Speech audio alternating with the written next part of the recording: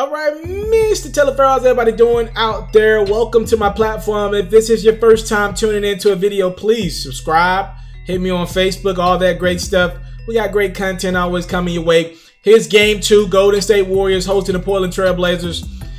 Game 1 was kind of a dud, just to be honest with you. Wasn't that exciting. I felt like Portland didn't come to play, and I'm not giving them the excuse of being tired after a Game 7 about a day and a half before that. Look, it's the conference finals. Put up or shut up. Warriors without Kevin Durant. By the way, it was just announced before this game that Kevin Durant will be out at least Game 3 and Game 4. Him and DeMarcus Cousins will be reevaluated in a week's time, which will be right before Game 5. So, hey, Portland, you got a chance. You know that the Warriors are going to be without the services of Kevin Durant. But the bad news is he might be back in a couple days. So you got to get as many wins as possible without this monster on the court.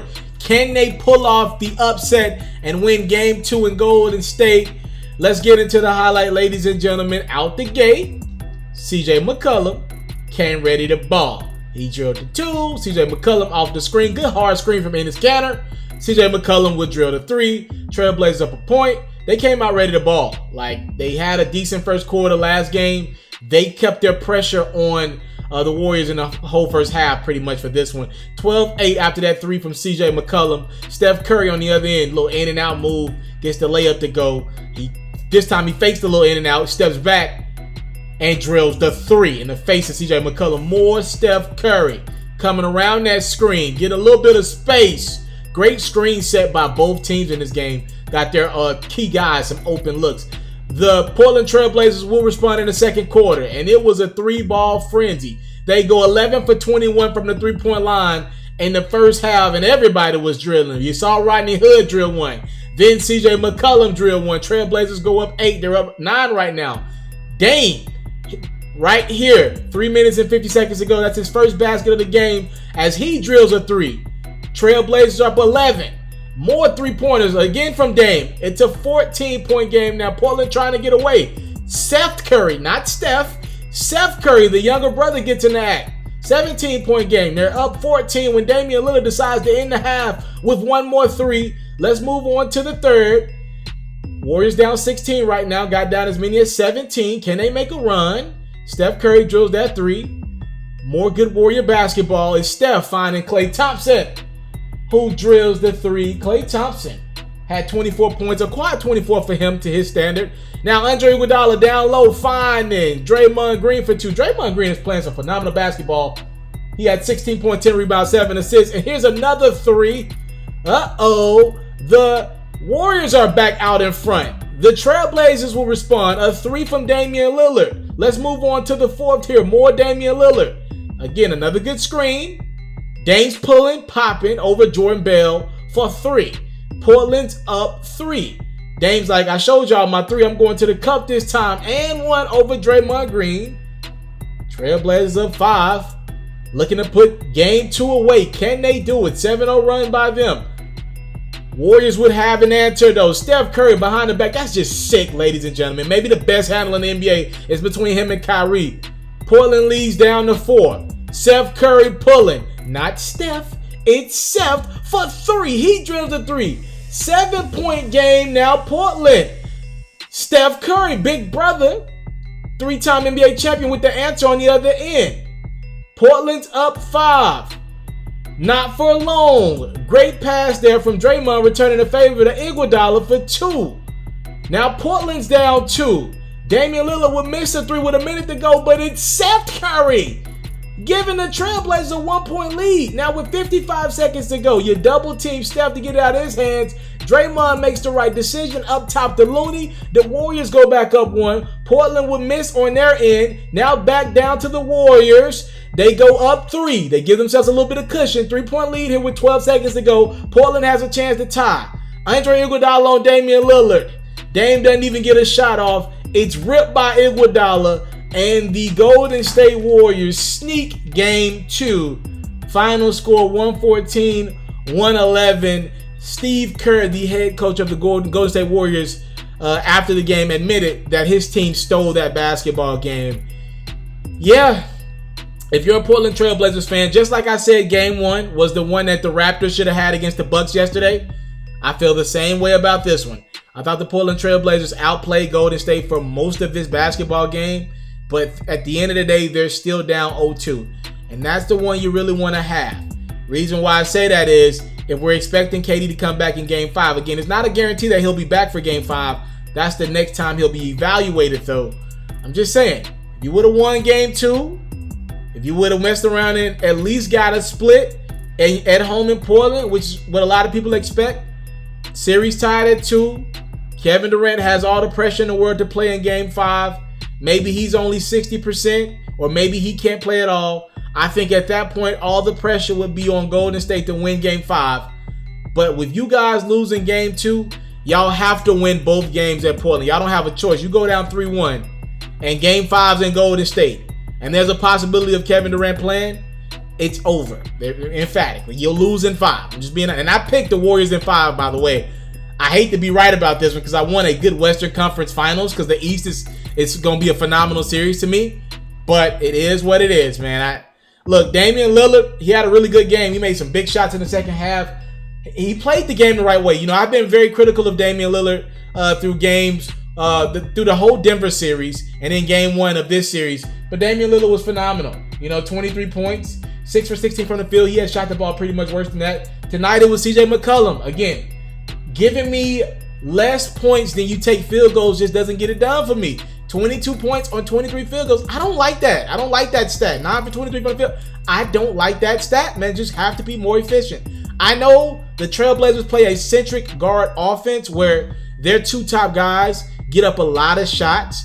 But in my opinion, guys like Rodney Hood, guys like Damian Lillard, Zach Collins, Miles Leonard, they're playing good enough ball to get more shots. Like Rodney Hood is super efficient. What did he go tonight?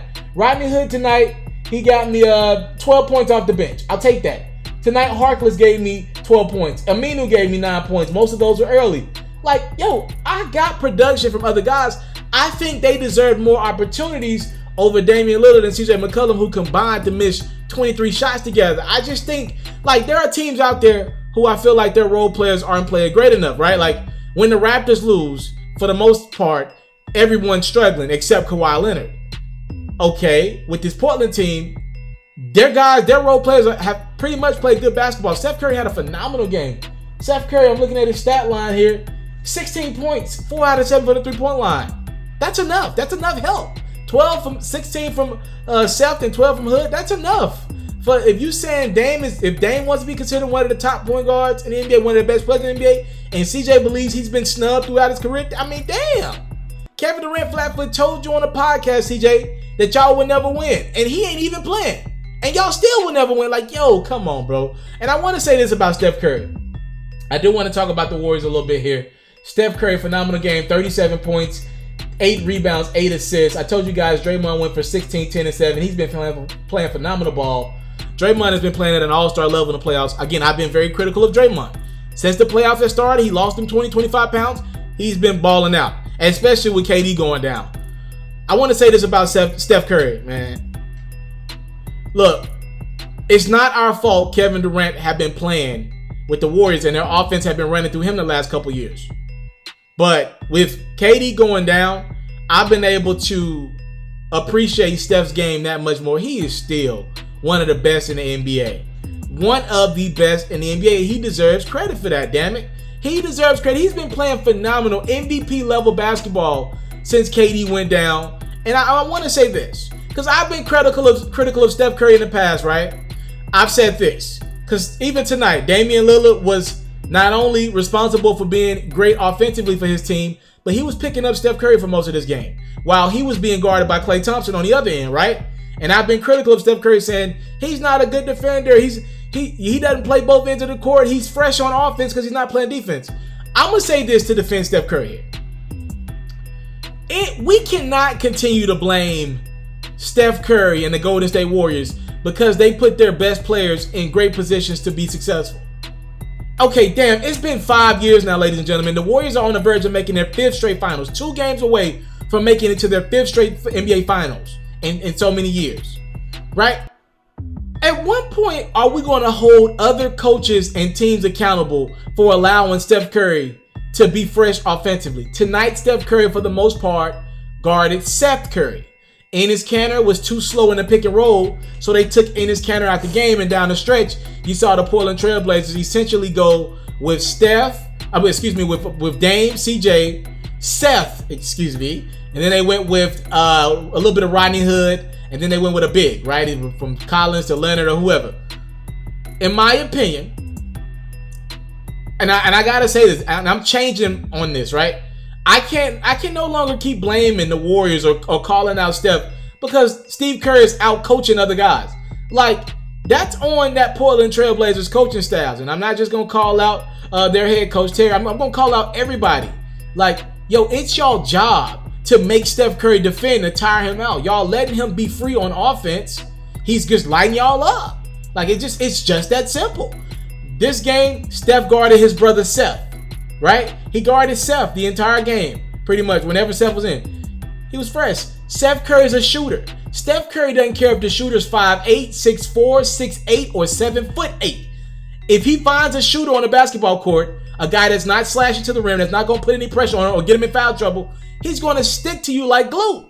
That's one thing that I thought the Houston Rockets, who's an undersized team, that's one thing I thought they did a great job of. Like, from Chris Paul to James Harden, to Eric Gordon, and even PJ Tucker, who's not known for his offense, he's more known for his defense. If Steph was on him, they're attacking the rim. Even if it's PJ Tucker and he's not the best dribbler, right?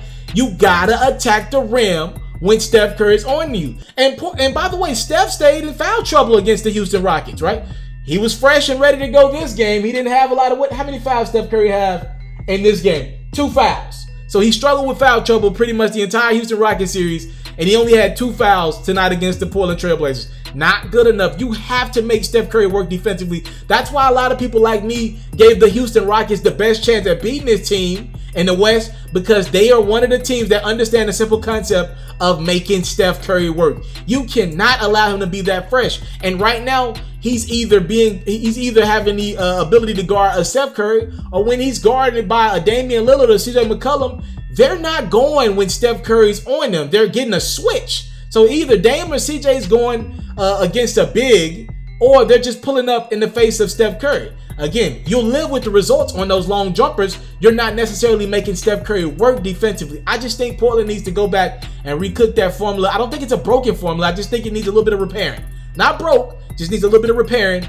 And they're going to have to come out and fight for their playoff lives in Game 3, because you go down 3-0 to the Warriors. This ain't no 3-1. You're losing. All right? Y'all ain't LeBron. Y'all losing if y'all go down. Thank y'all so much for the time let's put. I don't take it for granted. Thank y'all for staying along and kind of getting my analysis of this game. I thought it was a good game. Really good basketball game to watch. After a lethargic game 1 from Portland, they came back, they fought. They're just on the receiving end of a loss. But hey, Steph Curry is one of the game's greatest. Give him credit. Give this Warriors team credit.